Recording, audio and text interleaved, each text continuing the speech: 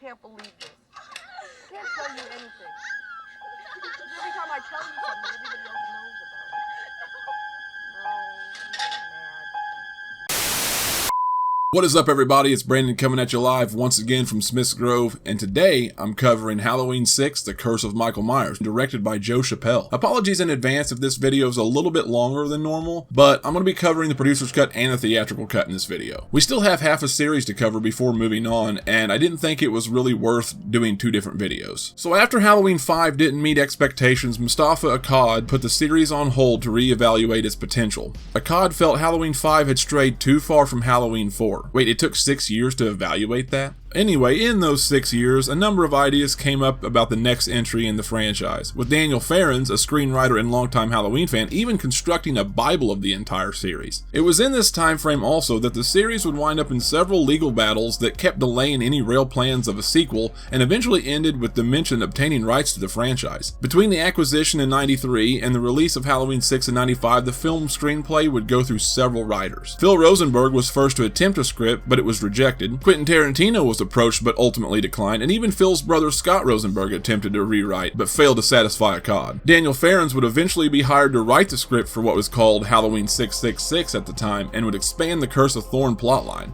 Farrens says his original intent was to bridge Halloween 4 and 5 with 1 and 2 while taking it into a new direction for later films. He has admitted since, though, that he went too far trying to explain Michael Myers and that he himself wasn't satisfied with the finished product. He also acknowledged that there were about 10 different drafts between June of '94 and October of '94, and that much of the finale that appears in the theatrical version was not written by him and had been written and shot in post-production by Dimension Films. Filming of Halloween 666 began in the fall of '94, and by early '95 the film was edited and completed. After a terrible test screening of the film in New York City, the movie was rushed back into production, but unfortunately it would have to be without Donald Pleasence, as Pleasence died in February during post-production and was said to have been in ill health during original filming. While filming took place in Salt Lake City, reshoots were shot in LA and spanned a total of 4 days. Much of Farrens' script was reworked for a higher body count, more gore, and a fight between Myers and Tommy Doyle at the end of the film. After not being able to contact OG Tommy Doyle Brian Andrews for lack of having an agent at the time, the role would go to Paul Stephen Rudd in one of his first film appearances. The rest of the cast includes Donald Pleasence, back for his final appearance as Dr. Loomis, Mitch Ryan as Dr. Terrence Wynn, Mary Ann Hagen as Kara Strode, Kim Darby as Deborah Strode, and Bradford English as John Strode. George P. Wilbur also returns as Michael Myers after playing the Shape in Part 4. The part of Jamie Lloyd was supposed to go to Danielle Harris, but after some Dimension film fuckery, they couldn't come to an agreement with her salary. Despite her appearing in the last two and being a major character in the franchise, they refused to negotiate with her because she died in the first 20 minutes. That hurts all of us, Jamie. Trust us. We still love you, though. We instead get JC Brandy for the role of Jamie in this one, and I won't dog on her at all because she's great. She's just not Danielle. Halloween 6 was released on September 29th, 1995, and grossed $15.1 million at the box office from an estimated $5 million budget. Reception of the movie was pretty harsh, with critics calling it run-of-the-mill and impossibly convoluted. I'm not entirely wrong. The film is also notorious for its multiple versions: the theatrical cut, which I call the MTV cut, the director's cut that exists with footage cut by the MPAA, and the producer's cut, which was the cut written by Farrens and shown to the test audiences before the reshoots. Until 2014, the director's and producer's cut only existed in low-quality bootlegs, but thanks to Shout Factory and Anchor Bay, the producer's cut was restored and released for the complete collection box set. In the producer's cut, most of the original scenes and plot are completely intact, as well as the original score composed by Halloween alumni Alan Howarth. While neither cut can pass for strong films with coherent plots, one goes in a vastly different direction in the third act and at least tries to make sense out of the shit introduced in Halloween 5. So which one do you guys prefer? I will tell you mine after we take a look inside the Sanitarium at Halloween 6, The Curse of Michael Myers.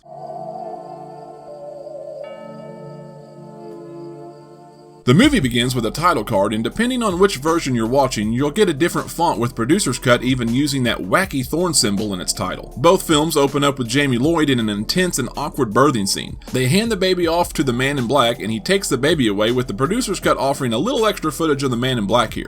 We then get an opening monologue about Michael Myers. Paul Rudd voices the monologue for the theatrical version, and Donald Pleasence voices the one for the producer's cut. The dialogue is a bit different here in the producer's cut, and in an extra scene you get a black and white flashback of the assault on the police station at the end of Halloween 5, which shows Michael being dragged into a van and the man in black kidnapping Jamie. It's a little goofy to see Michael Myers getting dragged like a bitch into the back of a van, but it does tie into the cult and Man in Black story better, I guess. You'll notice as I go, there'll be a lot more scenes in the producer's cut that's more fleshed out, and they flow together better, and they really try to explain the plot a little bit better too. In the theatrical cut, it's just really choppy with a lot of really bad cuts. And no, those goofy seizure-inducing flash cuts and goofy sound effects do not help. Speaking of help, a nurse who's just trying to do the right thing helps Jamie and her new baby try to escape their confinements. Michael Myers just isn't going to stand there and let that happen, however. The theatrical cut sees one of those MTV flashy cuts and weird echoey screams as Jamie and the nurse flee.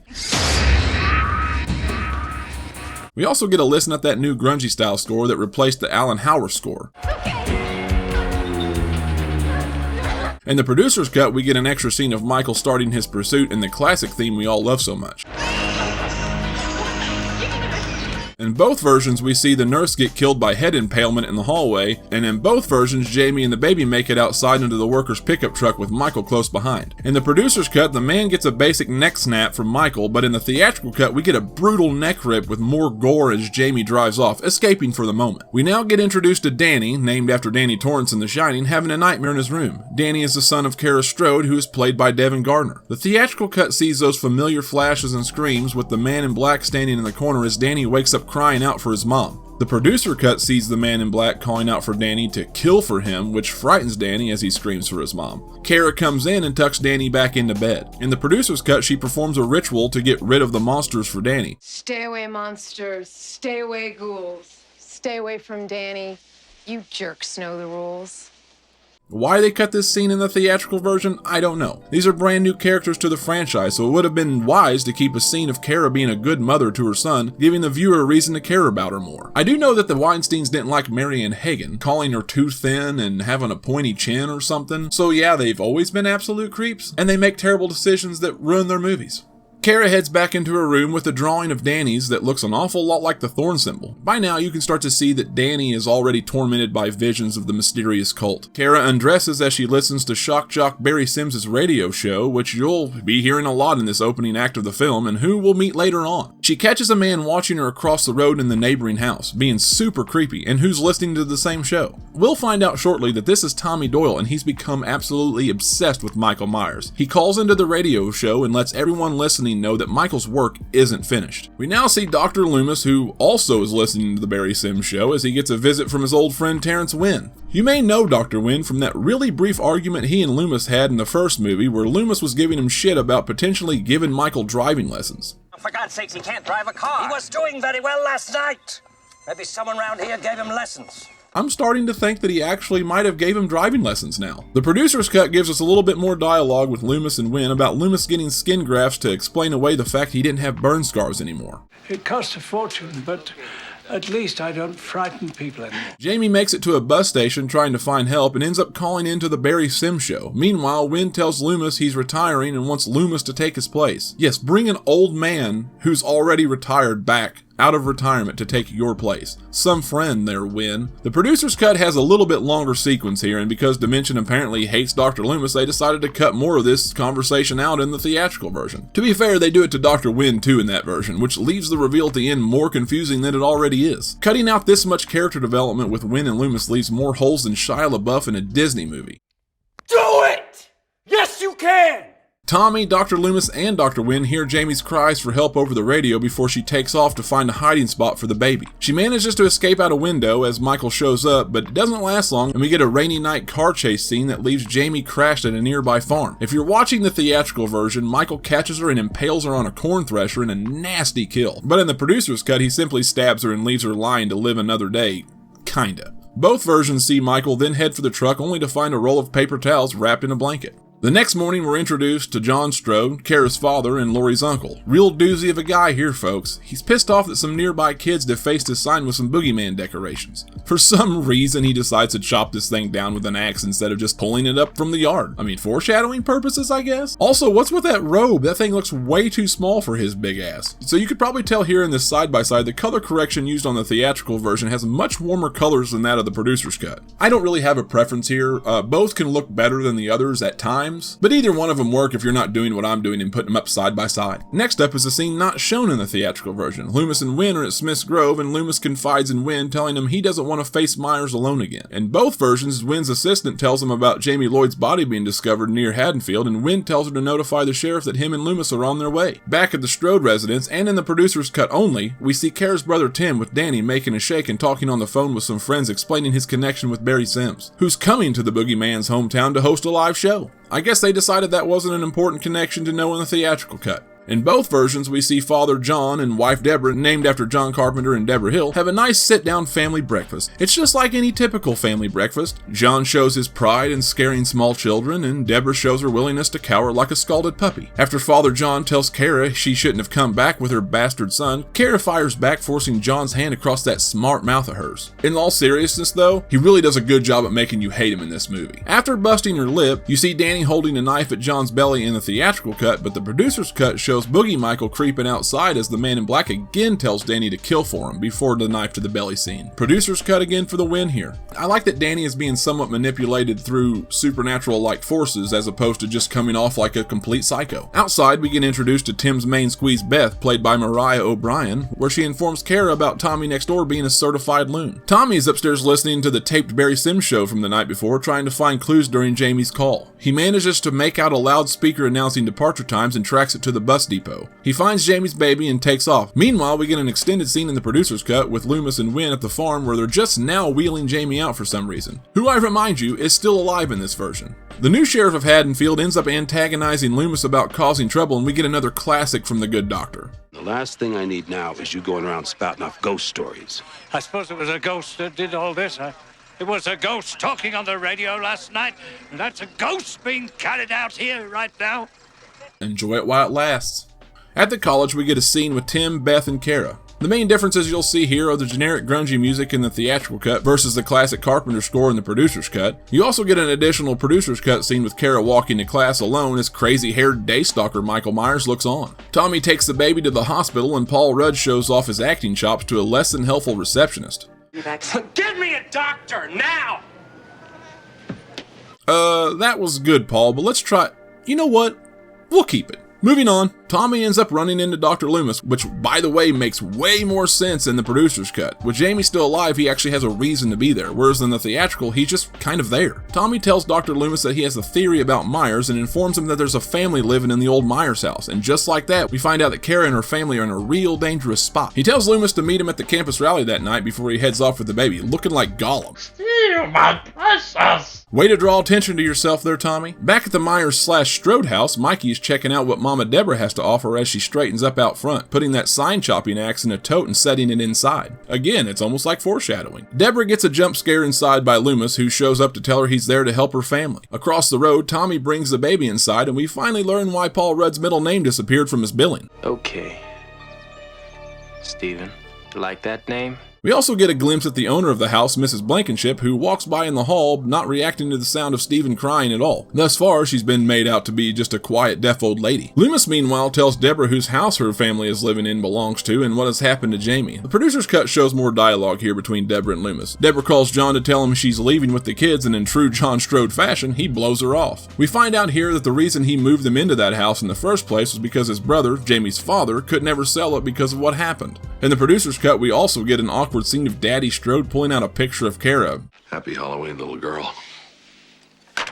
Like, what is going on with these two? Weird. Guess we'll never know. Deborah packs up and heads back downstairs, but notices the axe missing from the tote she had it in earlier. She gets a phone call from the man in black saying they want the child before noticing Michael standing behind her in the other room. She runs out the back door and for some dumb reason doesn't know the layout of her own backyard and gets herself trapped. She pulls a real Velma and jinkies herself into a laundry sheet pinned up on the line, losing her glasses in the process. Michael, having watched all this tomfoolery, decides to end her struggling with an off-screen axe to the face as blood splatters onto the sheets. After school, Danny's walking home and notices the man in black standing by a van across the street, which distracts him long enough to run into Tommy. Kara finds her way home to seemingly empty house. She heads upstairs to find Danny, Tommy, and Steven just chilling out playing the OG Game Boy. Tommy takes Kara and Danny across the street to his room and tells her to watch her house for the boogeyman. Speaking of the boogeyman, while Danny is flying the Red Ranger around the room, he spots said boogeyman outside. Silly kid, the Red Ranger just can't fly like that. Danny does the now famous, I'm going to close my eyes and reopen them to make sure I'm not seeing what I think I'm seeing, and then he opens them up. Michael does his best Houdini and disappears. Tommy explains to Kara about his theory on the Rune of Thorn and how it all seems to tie into the years that Michael's wreaked havoc. It's a lot of hogwash about star constellations and ancient druid rituals to try and give Michael a crazy motive, but I give them props for trying something given they had nothing to work with after 5's craziness. Speaking of crazy,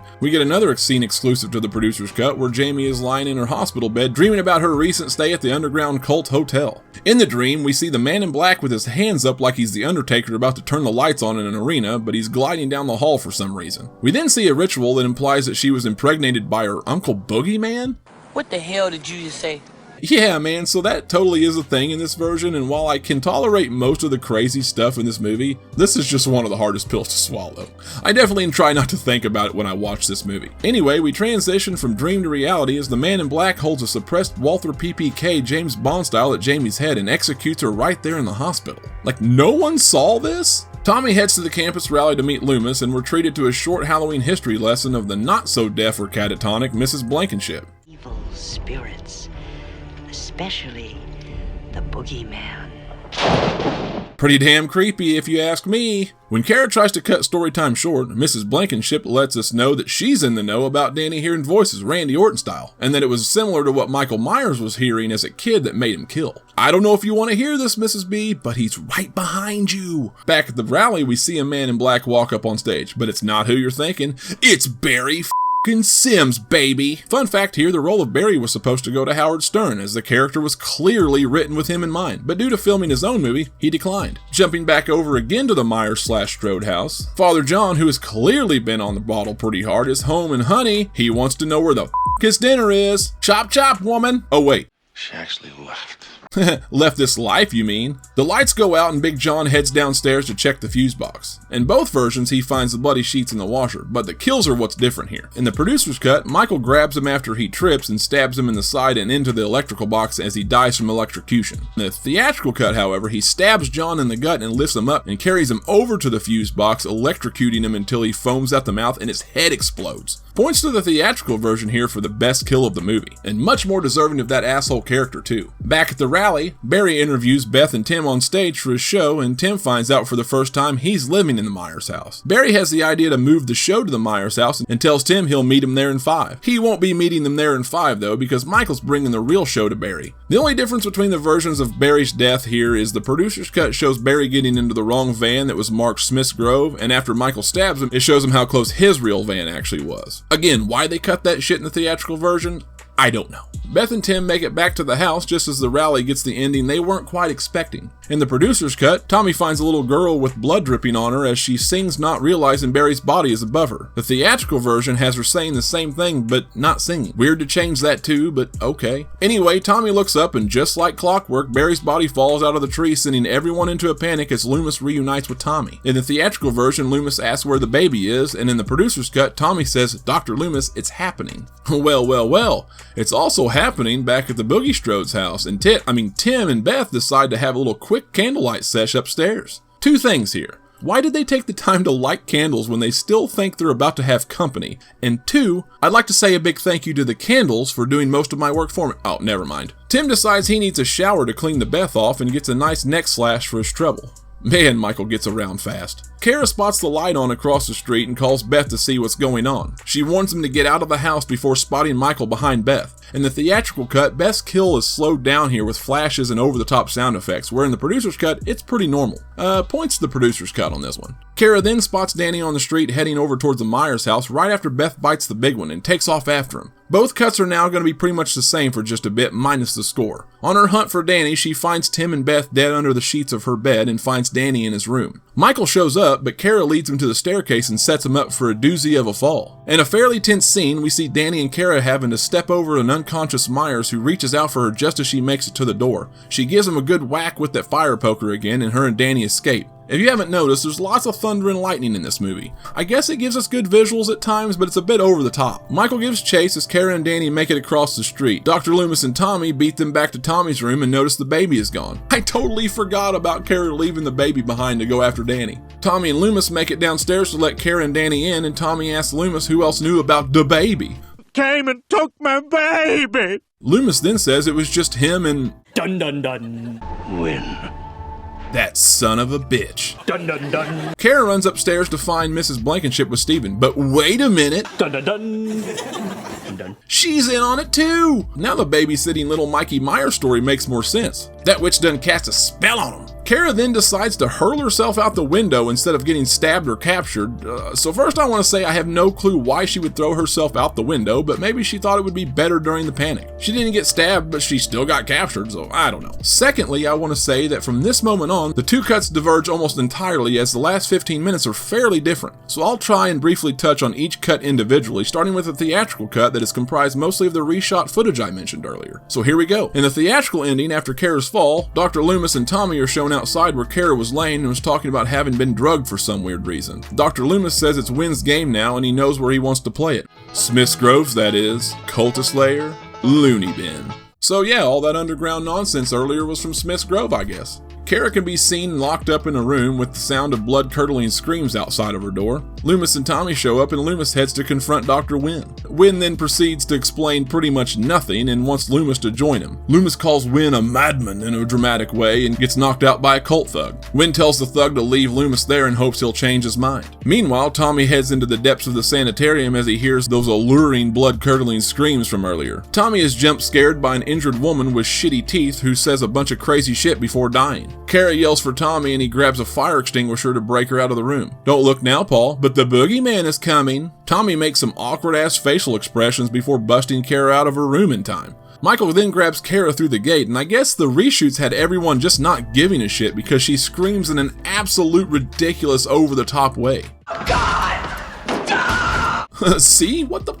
Tommy grabs what looks like a tear gas grenade launcher or something and point blanks Michael in the chest. The two head down the tunnel and manage to come across Dr. Wynn and a bunch of other doctors and nurses. They look to be prepping for some surgery or something, but who the hell knows? It seems to include Stephen though. Michael seems to have other plans, however, and grabs a machete nearby and goes trick or killing. Warning for all the photosensitive folks out there, there's about to be some serious strobage going on. Michael proceeds to kill almost all of the doctors and nurses in that room, including Dr. Wynn, in a bloody but ridiculously flashy sequence. Kara and Tommy grab Danny and take off, along with one last doctor that remains joining the chase with Michael in fast pursuit. The doctor here is played by George P. Wilbur, that plays Myers in 4 and in this movie, before being replaced for these reshoots by a thinner stuntman Michael Lerner. And during this chase, you'll also hear the most autistic music they could have picked for a scene like this.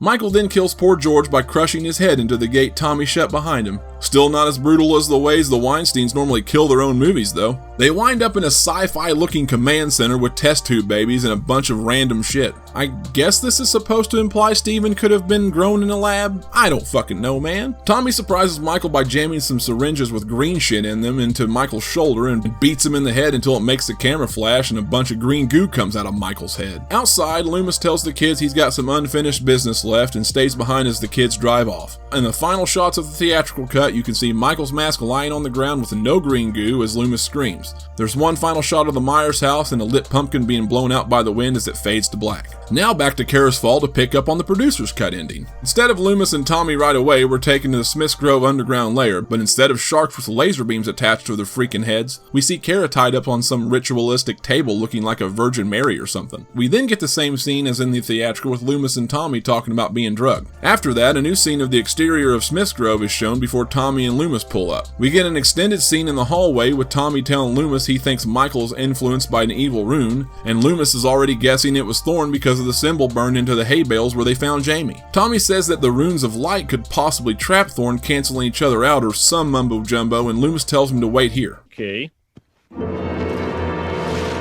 Just kidding. Actually, Loomis heads to Wynn's office in this version too, but Wynn is now dressed up like a level 63 necromancer instead of a regular suit and tie. Dr. Wynn is far more sinister in this version and tells Loomis it's his destiny and that Jamie's baby is special. Loomis still tells Wynn he's a madman though, so that's cool. Tommy notices a cult member walking down the hall and follows him instead of the screams he heard in the theatrical cut. Wynn and Loomis get more dialogue with Wynn talking some real crazy Connell Cochran sounding shit, but instead of blood sacrifices through masks and TV channels, they give Michael the power instead. Wynn says he's Michael's protector and it's now Loomis's turn. Tommy follows the lackey all the way down to Kara where the ritual is about to start. There you can see Wynn's secretary and even Mrs. Blankenship getting her cult on. Good for her. Dr. Wynn gives some cult-like speech while Michael just stands there looking like a goofy lackey, and we find out the object is for Michael to make one final sacrifice by killing Steven and then transferring the power to Danny to become the new family killer. I guess Danny is also supposed to kill his mom in this first sacrifice too, but whatever.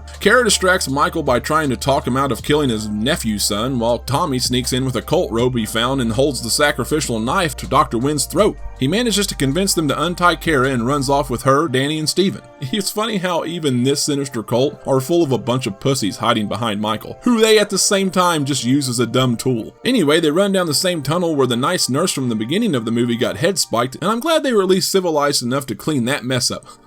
That would have just been weird, right? They make it to ground level, and a now conscious Loomis meets Kara and the kids on the other side of the gate, shooting it open for them to escape. Meanwhile, Tommy attempts to stop Michael in his tracks by placing the runes down on the floor and cutting his hand. It's magic shit, you wouldn't understand. Michael grabs Tommy, and Tommy says the word Sam Hain, causing Michael to let him go and stopping him in his place. Tommy does some slightly less weird, but still pretty weird head twitching and runs off. Outside, Tommy meets up with Loomis, Kara, and the kids. It worked.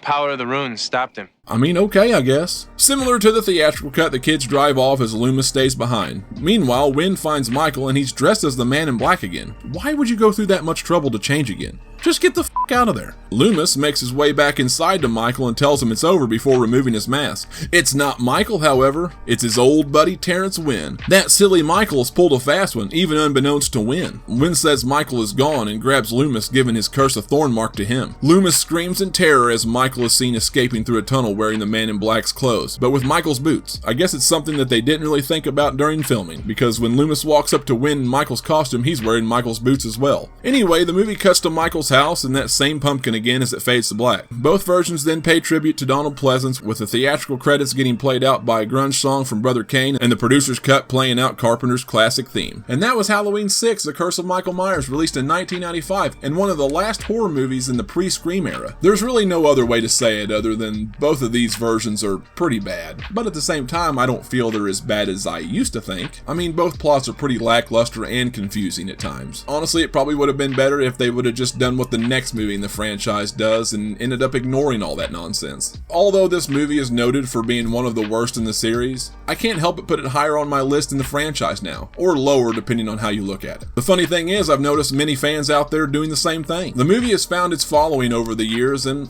I'm starting to see why. I mean, the setting and the spirit of the movie feels like Halloween for the most part. The lighting is still great, even with all the crazy lightning, and Michael Myers is menacing as hell in this movie. Other than maybe a couple scenes, he mostly feels like what Michael Myers should in a Halloween movie. And if it isn't obvious by this point, my favorite of the two versions is obviously the producer's cut. I think it looks better most of the time. I mean, the flow of the movie, the transitions, the character development, they all seem to flow together way better because that was the original movie. And while it may not always succeed, it actually tries to make sense out of this mess. If you're going to go in a different direction, at least stay dedicated to it, and that just didn't happen in the theatrical cut. The acting and the characters were mostly good and everybody played their role fairly well, especially in the producer's cut. Bradford English stands out as a piece of shit John Strode and does a great job at making you hate him. I didn't hate Kara either. I thought Kara was a caring mother and for the most part, especially in the producer's cut, did a great job. The only one that was really over the top at times was Paul Rudd, and that was just because of some of his line deliveries and his goofy facial expressions. The score of the producer's cut and the feeling of the movie in general has me praising it more now than I ever have. It's nowhere near perfect, and it does have a couple wacky plot points, like Michael Myers becoming an uncle dad, but I'll watch it over the theatrical version any day of the week. For that, the producer's cut of Halloween 6 gets a 3.2 out of 5. Now for the theatrical cut, it isn't all bad. I love the extra gory kills, and Papa Strode's is one of my favorites in the entire franchise. And depending on who you are, you might prefer this ending for Loomis better. It isn't really confirmed on screen, but most just assume he dies at the end of the theatrical cut, and so it kind of coincides with Donald Pleasance's death in real life. And I understand where those people are coming from, but they retconned an H2O anyway, so it's not really the end-all be-all for me. So despite the cool kills in this version, it's still marred by those flashy MTV transition cuts, the weird screaming grungy music and sound effects, and the overall choppy editing. It's just bad. And that's not even mentioning the green goo bashing in Lord Zed's lair. So for that, I give the theatrical cut of Halloween 6 a 2.5 out of 5. And the only thing saving that rating in this version is Papa Strode's and Jamie's deaths. But speaking of saving, Jamie Lee Curtis is looking to give back to the franchise that made her famous by returning for a franchise-saving sequel. Next time on Smith Grove, I'll be covering Halloween H2O. A solid entry and one that's been at the top of my list for pretty much my whole life. But do I still feel that way? Only one way to find out. Until then though, stay sane everybody.